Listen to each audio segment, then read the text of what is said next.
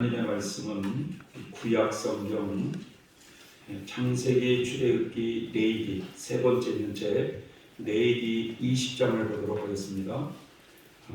레위기 20장 우리 22절부터 26절까지 레위기 20장 구약 성경 178페이지 있습니다.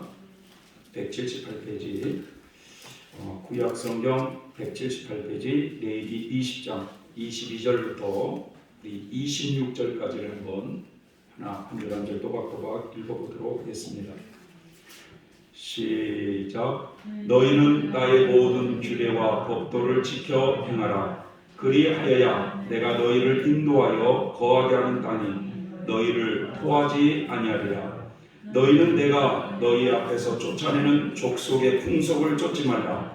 그들이 이 모든 일을 행함으로 내가 그들을 가증히 여기노라. 내가 전에 너희에게 이르기를 너희가 그들의 땅을 기업으로 얻을 것이라. 내가 그 땅 곧 젖과 꿀이 흐르는 땅으로 너희에게 주어 유업을 삼게 하리라 하였노라. 나는 너희를 만민 중에서 구별한 너희 하나님 여호와라. 너희는 짐승에 정하고 부정함과 새에 정하고 부정함을 구별하고 내가 너희를 부정한 것으로 구별한 짐승이나 새나 땅에 기는 곤충으로 인하여 너희 몸을 더럽히지 말라. 너희는 내게 거룩할지어다. 이는 나 여호와가 거룩하고 내가 또 너희로 나의 소유를 삼으려고 너희를 만민 중에서 구별하였음이니라. 아멘. 주님의 은총이 자리에 있는 모든에게 함께 하시길 기원합니다. 오늘 말씀은 너희는 거룩할지어다 라는 말씀입니다. 얼마 전에 저희 교회에서 이 장로 권사 임직을 한 적이 있으시죠? 네, 우리 안정원의 안화일 장로님이 다시죠 그분. 그분이 어느 날 그런 얘기를 하세요. 이분이 이 땅끝마을이라고, 우리 땅끝마을 들어봤어요? 해남이라고 하는 곳이 고향이신데 이 자기 동네에 아주 친한 친구 한 사람이 있다는 겁니다. 그런데 자기 그 할아버지 때는 그 동네나 그 지역에서 그 안 장로님 그 집안이 가장 부자였대요. 자기 할아버지 때는.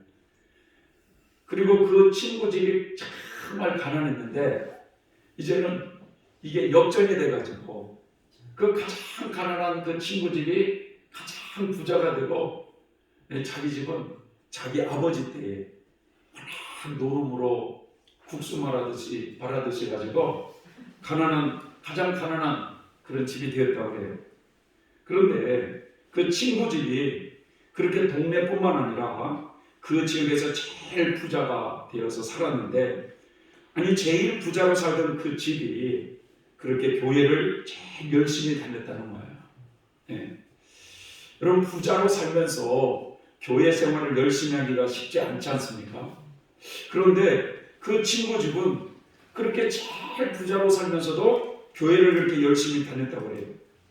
원래 이 동네에는 교회가 없다고 합니다. 그래서 약 10리 정도 가야 교회가 하나 있는데 그 부자 그 친구가 온 식구가 그렇게 교회를 열심히 다녔다고 해요. 그런데 이 농사를 지으면 말이죠. 이 소구루마라고 있잖아요. 소구루마. 옛날에 소구루마. 그 소구루마에다가 그 11조를 드린다고 말이죠. 거기다가 쌀가마니를 싣고 그 소구루마를 끌고 그렇게 교회에 그렇게 드렸다고 해요. 근데 사람들은 그런 모습을 보면서 그 당시 때 먹고 살기도 참 어려운 시대에 그렇게 쌀가마를 막 구루마에 실어가지고 교회에다 드리는 모습을 보면서 어리석다고 하기도 하고 비웃기도 하고 그랬다고 합니다. 집안이 부자니까 이 부모님이 그 자기 친구 그 자식을 열심히 공부를 시켰다고 해요. 그래가지고 그 당시에 그 친구가 연세대학교를 이제 들어간 거예요. 연세대학교를. 지금 그 장로님의 연세가 근 70이 다 돼가거든요. 여러분 그 당시에 시골에서 대학까지 들어갈 정도면 여러분 그렇게 흔한 것이 아니었습니다. 예?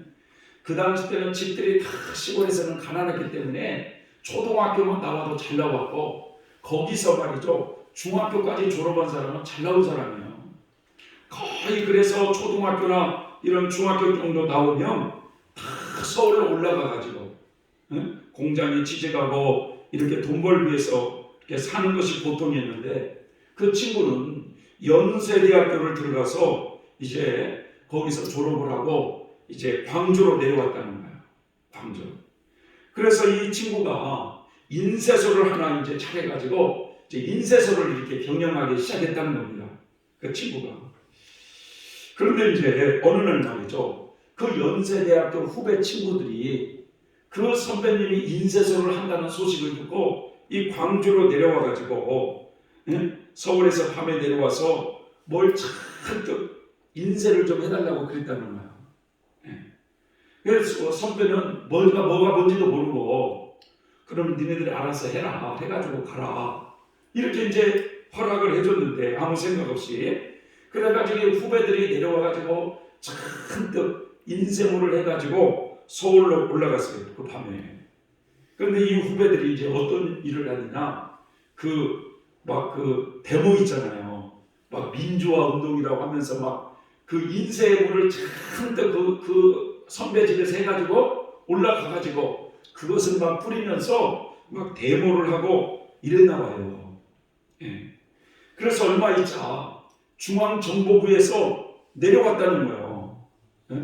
그러니까 그 인쇄소를 습격하면서 여기서 뭐 했느냐 하면서 인쇄소에서 그렇게 그런 인쇄물을 이제 인쇄해가지고 갔다는 것들이 다 발각돼가지고, 그 친구 연세대에 나와가지고 인쇄소를 경영하는 친구가 하루아침에 감옥에 가 있대요. 예. 그 친구는 인쇄하라고 빌려준 것밖에 없는데 같은 공모자로, 그래서 감옥에 가게 되어서 1년 6개월을 살았다고 합니다. 여러분, 감옥에서 살고 나와가지고 이 친구가 말이죠, 그 당시 때는 뭐 데모 주동자라든지 해가지고 뭐 감옥에 갔다 오면은 항상 인생의 이력서에 빨간 줄이 다 그어져 있어요. 저희 당숙 아드님이 이 중앙대학교를 나왔는데, 그때 뭐 세상을 뒤집어 본다고, 본인도 뒤집지 못하면서 뭐 세상을 뒤집어 본다고 이렇게 데모 하다가 빨간 줄이 있어가지고 취직이 안 되는 거예요, 취직이. 근데 이분도 감옥에 그렇게 해서 갔다 보니까 이 빨간 줄이 있어서 취직할 길도 망망하고, 그래서 무엇을 할까 하다가 이 사람이 신학교를 들어갔답니다. 신학교를. 예. 그래서 이분이 신학교를 들어가서 공부를 열심히 하더니 이제 목사가 되어가지고 광주에서 이제 교회를 개척해서 그렇게 이제 수십 년을 하게 되어서 지금은 그 안혜열 장로님의 그 친구분인데 아주 큰 교회에, 그래서 이제는 은퇴 준비를 하고 있다고 그렇게 여기를 전화로는 맨날 온다 하면서도 아직 안 온다고 그런 간증을 제가 들어보게 되었습니다. 저는 그 이야기를 들으면서 그 집안이 그렇게 하나님을 향해서 열심히 섬기더니, 여러분, 하나님께서는 그 집안의 자식에게 목사가 되게 하셔서 영적인 더 큰 복을 주시려고 그렇게 하셨구나라는 생각을 해보게 되었어요. 사람이 생각할 때는, 여러분, 인쇄소를 하고 있는 중에 갑자기 이런 들이닥치는 환란으로 감옥까지 가게 되고, 그런 큰 어려움을 당해 후배들을 원망할 수밖에 없고 하나님을 원망할 수밖에 없지만, 하나님은 더 큰 계획을 가지시고 그를 목회자로 부르시기 위해서 그렇게 역사하셨구나라는 것을 좀 생각을 해보게 되었습니다. 이 벼락을 맞았습니다라고 하는 그 책의 주인공인 이 콜롬비아 이 오르티즈라는 여인의 이야기 속에도 그런 이야기가 나옵니다. 이 여인은요, 엄마 아버지가 가난했어요. 그래서 가난한 집안에서 살았기 때문에 자신이 열심히 노력해서 아주 세상적으로도 이제 성공을 했습니다. 그래서 이 여성분들의 인권 운동에 앞장서서 일을 하기도 했어요. 왜냐하면 그 자기 엄마를 보니까 늘 자기 아버지한테 구박받고 그러면서 그 고난이 있으면 늘 십자가 앞에서 그렇게 기도하는 그 엄마의 그 모습을 보면서 엄마가 너무 어리석다 하면서 여성 인권 운동에 앞장서서 일을 하기도 하고 또 자신의 그 육신의 아름다움을 꾸미기 위해서 얼마나 많은 돈을 허비했는지 몰라요. 그리고 세상적인 것에 많은 것을 투자하면서 인생을 살다가 어느 날 그 여인이 여러분 재정 파탄이 오게 됩니다. 그때 이 여인은 막 하나님을 저주하고 욕을 하고 남 탓을 했는데 그 여인에게 주님이 이렇게 말씀하시는 내용이 나와요. 그 재정 파탄은 너를 내게 돌아오게 하기 위한 나의 방법이었다라고 주님이 말씀을 하세요. 너에게 재정 파탄을 나게 한 것은 너를 내게 돌아오게 하기 위한 나의 방법이었다. 주님이 그렇게 말씀하시면서 너는 자신의 능력으로 모든 것을 할 수 있다고 너는 생각했고 너의 모든 것을 너의 자신의 땀과 노력으로 직접 이루었다고 너는 믿었지. 너는 무슨 일이든 다른 사람보다 더 잘 살 수 있다고 생각했었지. 하지만 그것은 너는 착각이었다. 내가 너에게 달란트를 주었을 뿐이다.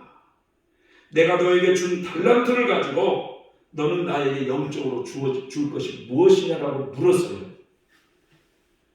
그러니까 이분이 인생을 쭉 들어보면서 이분이 지금 숯덩어리가 돼가지고 완전히 벼락을 맞은 상태에서 육체는 말이죠. 병원에서 지금 이렇게 있는 상태의 영혼이 하나님의 그 심판대 앞에서 심판을 받을 때 장면이거든요. 이게 예수님이 딱 그러는 거예요. 내가 준 달란트를 가지고 너는 나에게 영적으로 무엇을 선물했냐 라고 물으니까 이 여자가 아무것도 드릴 게 없는 거예요.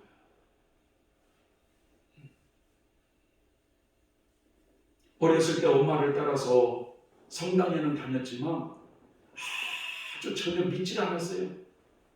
철저히 세상적인 여자였어요.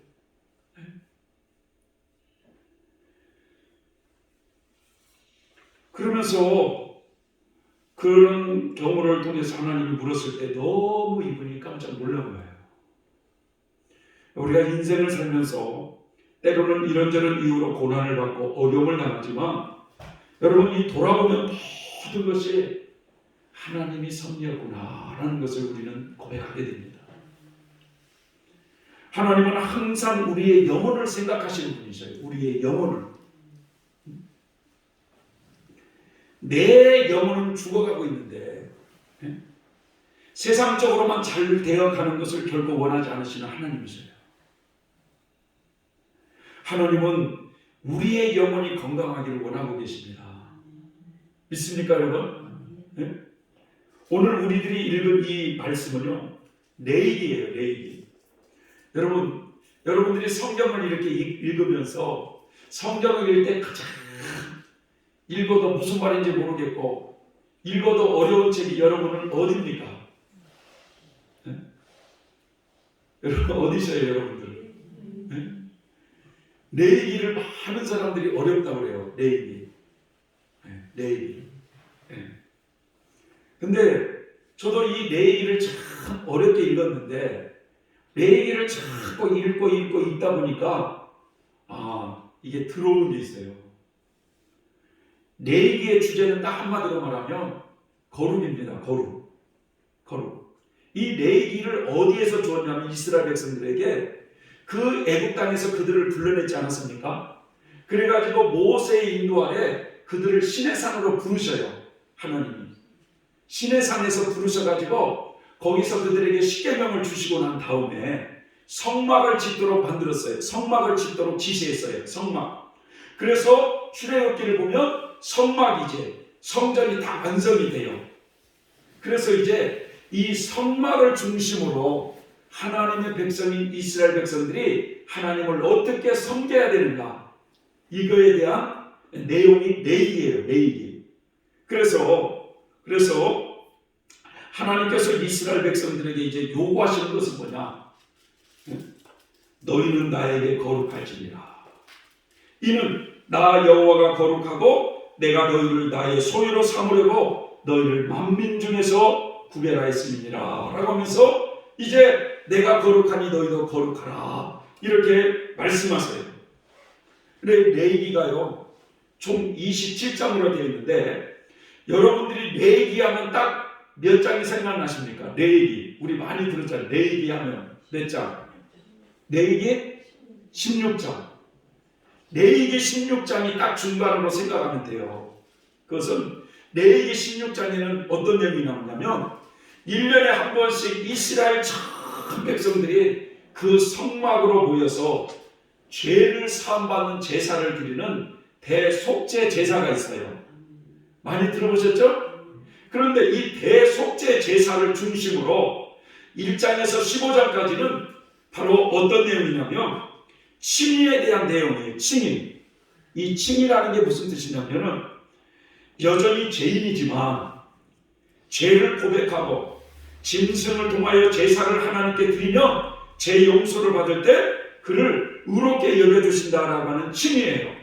그래서 그 15장 전까지는 이스라엘 백성들이 죄를 지을 때마다 짐승을 잡아가지고 짐승을 성막에 가지고 와가지고 그 짐승을 통해서 죄 용서함을 받는 칭의 체험을 기록하고 있어요. 그 다음에 그 16장 이후에 이제 17장부터 27장까지는 성화에 대한 이야기예요. 성화에 대한 얘기. 성화라는 것은 뭐냐? 거룩의 길로 나아가는 거라는 거룩의 길로. 네? 하나님은 이제 당신의 자녀들에게 세상의 풍속을 쫓지 말고 하나님의 법도를 따라서 거룩하게 나아가라는 거예요. 네? 그래서 이 구약 성경에 보면 주로 이제 이스라엘 백성들이 우리에게는 좀 익숙하지 않지만 우리가 유대인 백성이라고 생각하고 이 레위기를 한번 접해보면요 하나님께 나아가는 그 백성들이 이제 거룩한 삶을 살기 위해서 하나하나 주님께서는 먹을 음식이 있고 부정한 음식이 있다는 거예요. 그래서 거기에 보면 이런 내용이 있습니다. 세상 사람들은 여러분 뭐 하나님의 법도 이런 것이 중요하지 않으니까 여러분 음식에 여러분 어쨌든 맛이 있으면 또 그 음식이 좋다고 하면 음식을 가립니까 안 가립니까? 안 가리고 다 먹잖아요. 그죠? 그런데 이제 너희는 내가 너희를 선별하게 불렀으니까 거룩하게 부정하게 말하는 음식은 먹지 말고 정결한 음식을 먹으라. 이렇게 말씀하시면서 예를 들어서 육지의 짐승 중에서도요. 이 대세림질을 하지 못하거나 또 굽이 갈라져 있지 않는 짐승은 부정하다고 그런 짐승을 먹지 말라는 거예요. 그래서 그런 짐승 중에 가장 대표적인 게 뭐냐? 여러분 토끼 있죠. 토끼탕 좋아하잖아요. 그 다음에 또 뭐냐? 돼지. 네.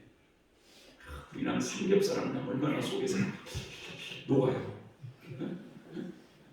그런데 하나님께서는 이런 토끼나든지 돼지의 짐승은 부정하다. 이렇게 말씀하고 있어요. 또 말이죠. 여러분 그 물속에 물고기 있지 않습니까? 물고기. 그 물고기 중에서도 지느러미와 비늘이 없는 것은 부정하다고 말씀하세요. 그러니까 대표적인 게 뭐예요? 미꾸라지탕, 추어탕, 미꾸라지, 장어, 메기 이런 거 비닐이 있어요, 없어요? 우리는 없어서 못 먹지, 없어서 못 먹지. 그런데 그런 것은 부정하니까 너희는 먹지 말라는 거예요. 네 발로 기어다니는 짐승 중에 요 네 발로 기어다니는 짐승 중에 이런 개나 이런 건 괜찮아요. 근데 이 배가 땅에 닿아가지고 이렇게 기어다니는 짐승들이 있죠. 대표적인 게 뭐겠어요? 뱀탕 좋아하잖아요. 뱀, 도마뱀 이런 건 가증하다는 거예요. 저 진해 이런 건 가증하기 때문에 이런 것을 먹지 말라고 말씀하고 있어요. 그리고 너희들이 짐승을 먹을 때 피와 기름을 같이 먹지 말라는 거예요. 고기는 먹되 피채 먹지 말고 짐승의 기름을 먹지 말라는 거예요. 우리가 여러분 식물의 기름은 좋아요, 안 좋아요? 좋잖아요. 식물의 기름은. 그런데 이런 짐승의 기름은 좋지 않나 봐요. 이게 많이 먹으면. 저도 옛날에 그냥 멋모르고 말이죠. 저기 그 섬에서 군 생활할 때 1년에 한 번씩 이 사슴뿔을 이렇게 베요. 그런데 이 사슴을 갖다 이렇게 이제 뭐라고 하죠? 그 마취시켜 놓고 톱으로 이 사슴뿔을 썰을 때 피가 나오지 않습니까? 그럼 거기다 그냥 소주병 있죠. 소주병에다가 그 피를 같이 섞어 가지고 그런데 그 피를 마시라고 주는 거예요. 그 먹어본 경험이 있습니다만 이 짐승을 먹을 때 피나 기름을 먹지 말라고 당부하세요. 하나님을 모르고 살아가는 이방 사람들이 행하는 또 악한 풍속을 멀리하라고 말씀하세요. 그러니까 예를 들자면 세상 사람들은 어려움이 생기면 점집을 찾아가거나 무당집을 찾아간다든지 이러잖아요. 그런데 이런 것을 철저히 금하고 있어요. 심지어는 성경의 레위기를 보면 너희는 점쟁이나 무당을 보거든 돌로 쳐 죽이라는 거예요. 왜냐? 그들은 사람을 속이느니라 라고 말씀하고 있어요. 하나님의 백성으로서 가정을 소중히 여길 줄 알고 문란한 성생활을 철저히 금하고 있어요. 문란한 성생활을. 그래서 근친상간을 금하고 있고 그리고 또 남자가 남자끼리 여자가 여자끼리 성행위를 하는 동성애 있죠. 동성애. 이걸 철저히 금하고 있어요. 심지어는 사람이 짐승과 교합하는 이걸 수간이라고 해요. 수간이라고 들어봤어요? 사람이 짐승과도 교접하는 이런 수간하는 이것을 철저히 금지시키고 있어요. 이런 가증하고 문란한 일을 하는 자들에게는 하나님께서 저주해서 그들이 살고 있는 그 땅이 그들을 토해낼 것이라고 말씀하고 있습니다. 역겨워서 그런 가증한 사람들이 살고 있는 그 땅이 그들을 토해낸다는 거예요. 저는 이 부분을 읽으면서 지금 여러분이 코로나로 인해 가지고 저 대표적으로 우리나라에 이태원 있죠. 이태원은 저는 뭐 잘 가본 것은 아니지만 외국 사람도 많이 섞여 사는 그런 곳이에요. 그런데 거기는 주로 뭐가 많이 있냐? 이 동성애자들이 많이 산다고 그래요. 거기에 이태원에. 이태원이나 뭐 홍대나 그쪽 그런 쪽 신촌. 그런데 말이죠. 이 코로나로 인해 가지고 이태원에 말이죠 무슨 술집이나 주변의 모텔이 지금 다 어떻게 되냐? 텅텅 비어 있어요. 텅텅. 이 동성애자들이 많이 살고 있다는데 땅에 그들의 삶이 역겨워 가지고 그냥 토해내지 않나 이런 생각도 들기도 해요.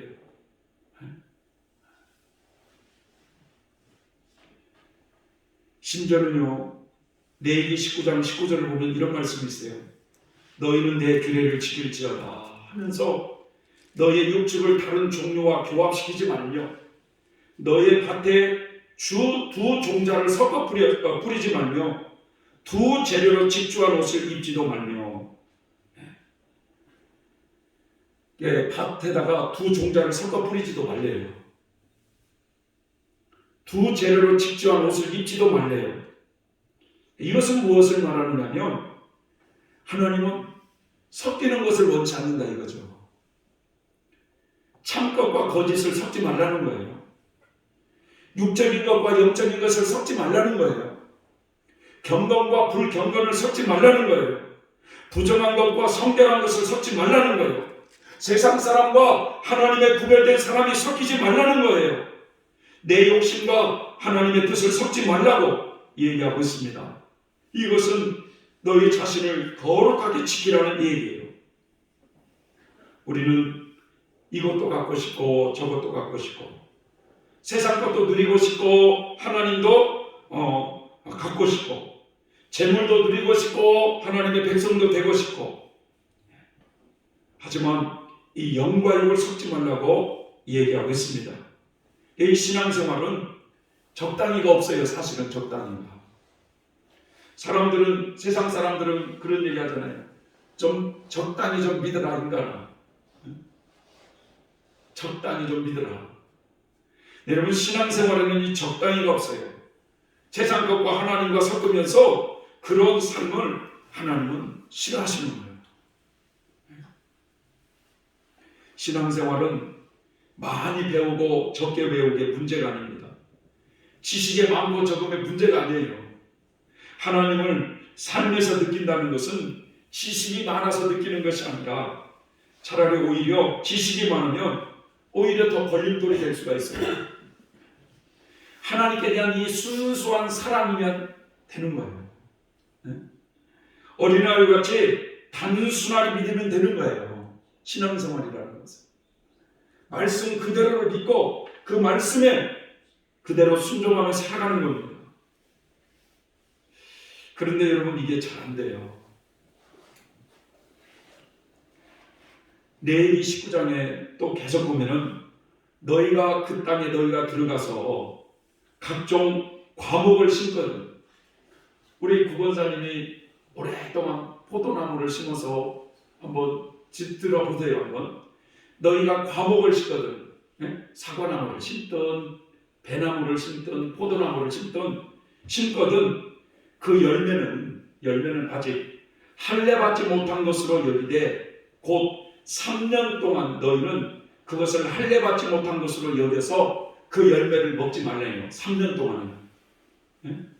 포도나무를 딱 심었으면 몇 년째 열리는지는 저는 잘 모르겠지만 아직 어리니까 3년 동안에는 그 포도의 열매를 따먹지 말라는 거예요. 사과나무를 심었으면 사과나무가 아직은 어리니까 3년 동안에는 그 사과나무의 열매가 열려도 그 따먹지 말라는 거예요. 그냥 놔두라는 거예요. 그런데 4년째는요. 잘 들어보세요. 4년째는 그 모든 사과나무가 됐든 포도나무가 됐든 그 모든 과실을 따다가 하나님께 그걸 드리래요. 한 상자만 따서 드리라는 게 아니라 그 4년째는 그 열매의 모든 과실을 너는 하나님께 바치라. 그래서 그것을 하나님께 영광을 올려드리라. 그리고 제5년째에 그 열매를 먹을지니 그리하면 너희에게 그 소산이 풍성하게 하리라. 나는 너희 하나님 여호와니라. 사과나무를 심었을 때 농사를 짓는 사람 입장에서 여러분 3년째 사과 열매가 많이 열렸는데 그때는 또 유독 또 사과값이 비싼데 여러분 그것을 안 딸 사람이 있어요?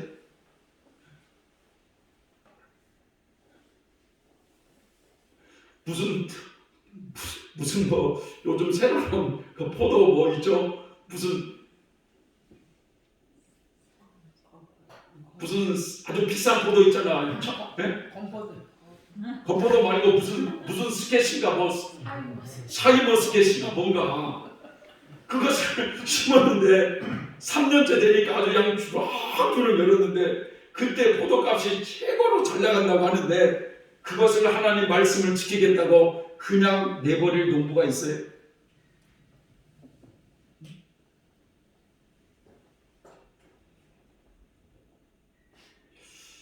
참 우리가 말씀대로 산다는 것이 쉬운 게 아니에요.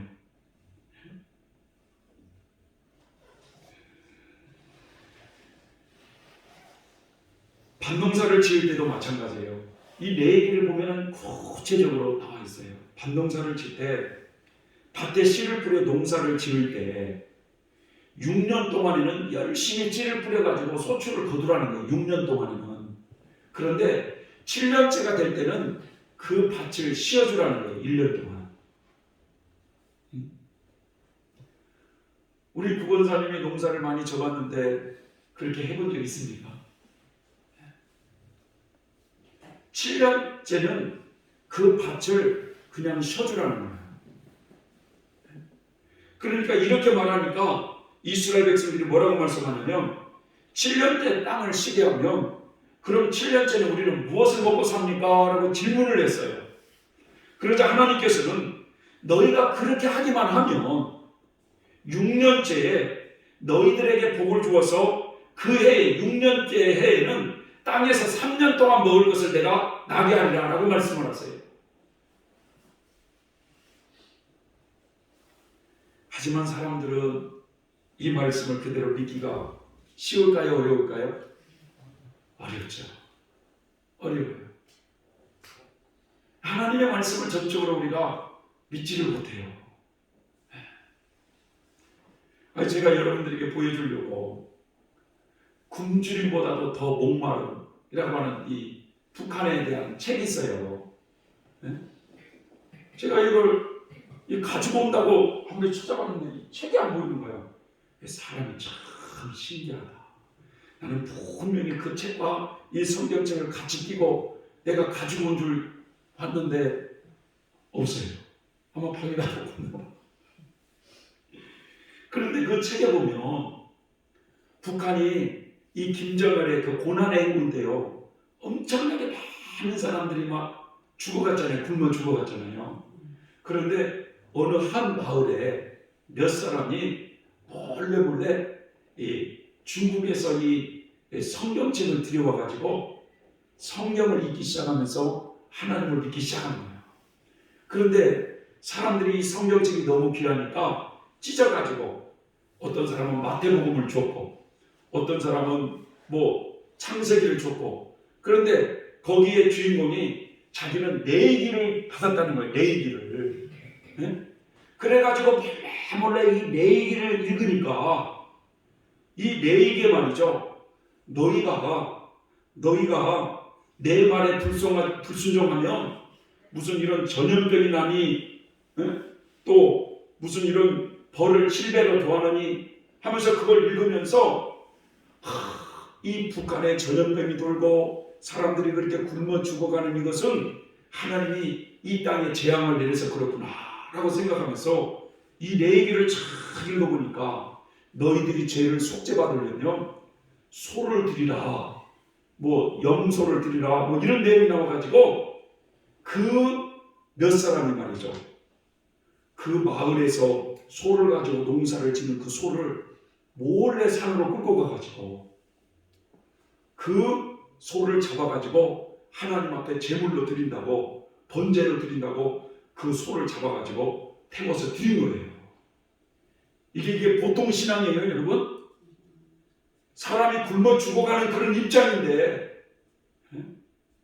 인간의 생각으로는 그 소를 잡아가지고 몇 날 며칠 울거먹어가지고 사람이 살아갈 수 있는 그런 상황인데 그 소를 잡아가지고 하나님께 번제물로 태워드리는 이런 제사를 드린 거예요.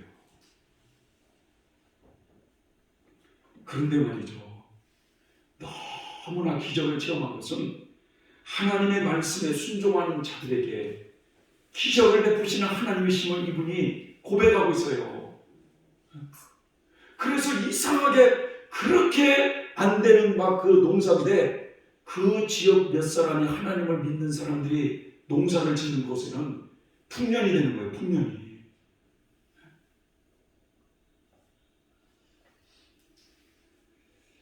홍정길 목사님이라고 저 분당의 남서울교회라는 그런 교회에 원로 목사님이 계세요. 그런데 이분이 그런 얘기를 해요. 기독교 실업인 모임에 이제 그 목사님을 모셔가지고 좀 설교를 좀 해달라고 이 기독 실업인들이 모였대요. 한국 재계의 그 유명 인사들, 그리고 교회 장로님들이고 그런 분들이 아주 이제 경제의 거물급들이 모여있나 봐요. 근데 거기서 이제 목사님이 설교를 하는데 이 목사님이 실수를 했다는 거예요. 실수를. 무슨 실수를 하냐. 그들의 바람은 말이죠. 그 목사님을 초청한 목적은 뭐냐. 우리가 이렇게 하나님의 축복받는 실업인 장로들이 되었는데 그들을 좀 하나님 안에서 이렇게 복을 받았다고 축켜 세워달라고 하는 이런 좀 메시지를 전해주기를 바라는 이런 의도로 그 목사님을 초청했다는 거야. 그런데 이 목사님이 본문을 어떻게 잡아두냐면 야고보서를 잡아가지고 설교 내용이 뭐냐면 네가 떼먹은 임금은 하나님께 직접 호소하고 이런 얘기를 한 거죠. 네? 선을 행할 줄 알고도 행치 아니하면 죄니라. 이런 말씀을 가지고 설교를 하니까 그때 그 장로님들이 강의를 하는 식사할 때 그 목사님한테 그렇게 말을 했다는 거예요. 홍 목사, 세상 물정을 몰라서 그렇지 정직하게 사업이 되는 줄 알아?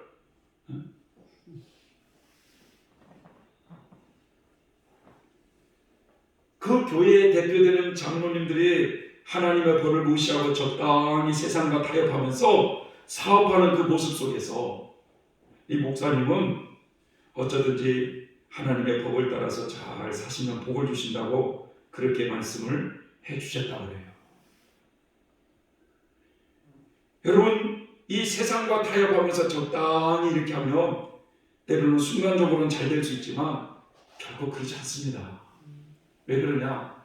우리는 하나님의 구별된 사람이기 때문에 그렇다는 거예요. 우리가 하나님의 말씀을 따라 온전히 산다고 하는 것이 쉬운 것이 아닙니다. 하나님의 말씀보다도 우리는 인간적인 생각이 더 앞서고 하나님을 의지하기보다도 사람을 더 의지하는 경향이 강한 것이 우리들의 모습이기도 해요. 출애굽기 여러분 17장을 보면 애국 땅에서 나온 이스라엘 백성들이 저 가나안 땅을 향해서 가는 중에 아말렉 군대와 전쟁을 하는 내용이 나와요. 근데 싸움을 한 번도 경험해 보지 못한 이 이스라엘 백성들이 이 아말렉과 전쟁을 한다고 하는 것은 인간적인 생각으로는 백승이 아니라 백패야, 백패. 그런데 모세가 이스라엘 백성들이 이길 수 있도록 산에 올라가서 손을 올리며 이상하게 이스라엘 백성들이 전쟁에서 막 이기는 모습이 나오고 손이 너무 힘들어가고 손을 내리며 그 아말렉 군대가 막 이기는 이런 모습이 나오지 않습니까? 그래서 모세가 해가 지지 않도록 해가 질 때까지 손을 내리지 않고 손을 올렸을 때 그 전쟁을 하나님이 이스라엘 백성들이 이길 수 있도록 싸워주시더라는 거예요. 여러분, 여기서 모세가 팔을 올렸다는 것은 무엇을 의미할까요? 하나님을 의지할 때는 승리케 해주시더라 이거예요. 그런데 모세가 팔을 내렸다는 것은 내 힘으로 내 방법으로 할 때는 패배하더라 이거예요. 그러니까 온전히 이 하나님께 모든 것을 맡기고 하나님을 의지할 때는 승리하게 해주시더라 이거죠. 그런데 내 방법, 내 생각으로 할 때는 여전히 패배하더라는 거예요.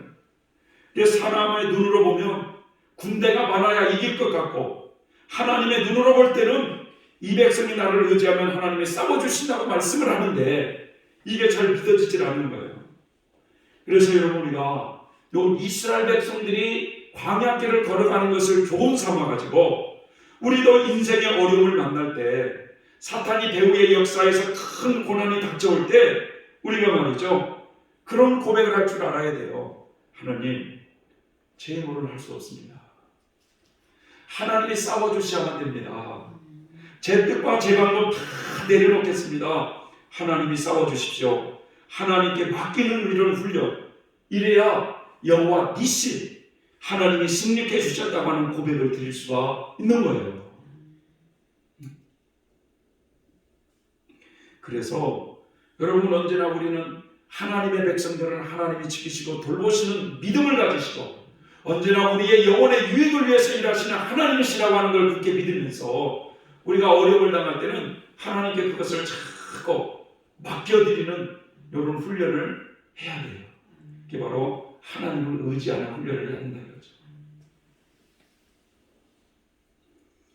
오늘 하나님은요, 하나님의 백성들이 이제 가나안 땅에 들어가서 살게 되면 그 땅의 풍속을 쫓지 말라는 거예요. 그러니까 세상 사람들의 그 풍속을 쫓는 방법을 따라하지 말라는 거예요. 하나님의 계명을 따라 살라고 명령하세요. 그래서 안식일을 거룩하게 지키는 노력을 하고, 오늘날은 말하면 뭐예요? 하나님이 거룩하게 지키는 날, 주일을 거룩하게 지키는 훈련을 하고, 너희는 하나님의 성소를 귀하게 여기면서, 하나님의 성전을 귀하게 여기면서 우상 숭배하는 것을 멀리하고 내 율법과 명령을 잘 지키면서 살라. 그리하면 내가 저를 따라서 너희들에게 비를 내려주고 너희들의 땅에 작물을 내게 하고 들판의 나무에 열매를 맺게 할 것이라. 타작할 것을 많게 해주시겠다. 너희가 사는 때에 평화를 그 땅에 너희들에게 주겠다. 아무도 너희를 위협하지 못하게 하겠다. 내가 너희들에게 자비를 베풀 것이다. 너희는 묵은 곡식을 먹기도 전에 핵곡식을 내가 너희들에게 주겠다. 내가 너희와 언제나 동행하며 너희 하나님이 되어주겠다. 하지만 내 말에 복종하지 아니하고 내 언약을 어기며 나는 너희에게 끔찍한 벌을 내릴 것이다. 너희가 씨를 뿌려도 열매를 거두지 못할 것이고 너희 눈을 어둡게 하며 생명을 위태롭게 하겠다. 내 얼굴을 너희에게 돌려서 너희 원수가 너희를 지배하도록 하겠다. 그래도 너희가 내 말을 듣지 않으면 너희 죄를 7배로 더할 것이다. 라는 말씀이 있습니다. 나는 너희 하나님이 되려고 너희를 애굽 땅에서 이끄는 여호와다. 나는 너희를 내 소유된 백성 삼으려고 너희를 이끌어내는 여호와다. 내가 거룩하니 너희도 거룩하라. 라고 하면서 이 구약 이스라엘 백성들에게는 이렇게 이 거룩의 길을 먼저 먹는 음식부터 구별해서 먹을 줄 알고 그 세상 풍속을 따라서 살지 말고 세상 사람들이 가정이 쾌락을 지키는 그런 것들을 금하면서 너희는 내 법도를 따라서 내 말씀에 순종하며 살 때 너희들을 내가 풍성한 길로 인도하겠다고 약속하고 있어요. 사랑하는 성도 여러분, 하나님은 우리를 당신의 자녀 삼아주기 위해서 세상에서 불러낸 백성들이라는 사실을 알아야 돼요. 우리가 착각할 게 뭐냐, 교회 안에서는 하나님의 백성으로 사는 것 같지만 여전히 우리의 삶터전에 가면 세상 사람과 똑같은 사고방식을 가지고 살아갈 때 우리는 축복을 못 받아요.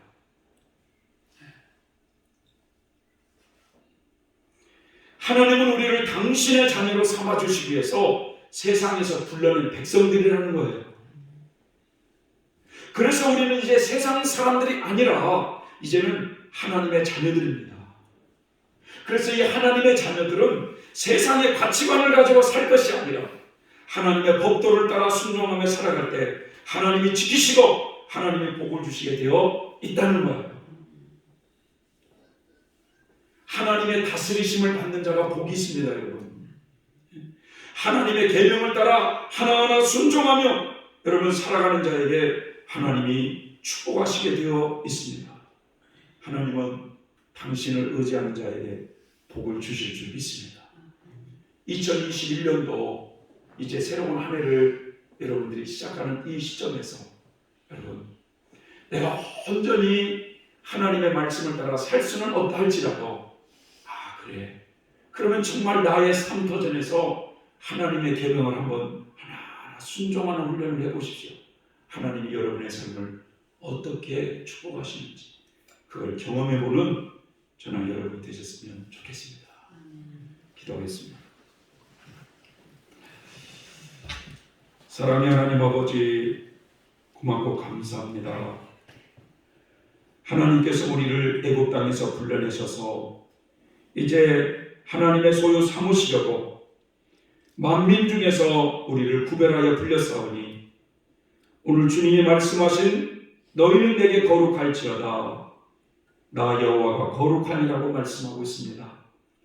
믿는 자로서 세상의 가치관을 가지고 살기보다는 하나님의 계명을 따라서 하나하나 순종할 때 하나님의 백성들을 어떻게 축복을 하시고 먹이시는지를 우리가 목도하며 살아가는 하나님의 백성들 되게 해 주시옵소서. 예수님의 이름으로 기도 올려옵나이다. 아멘.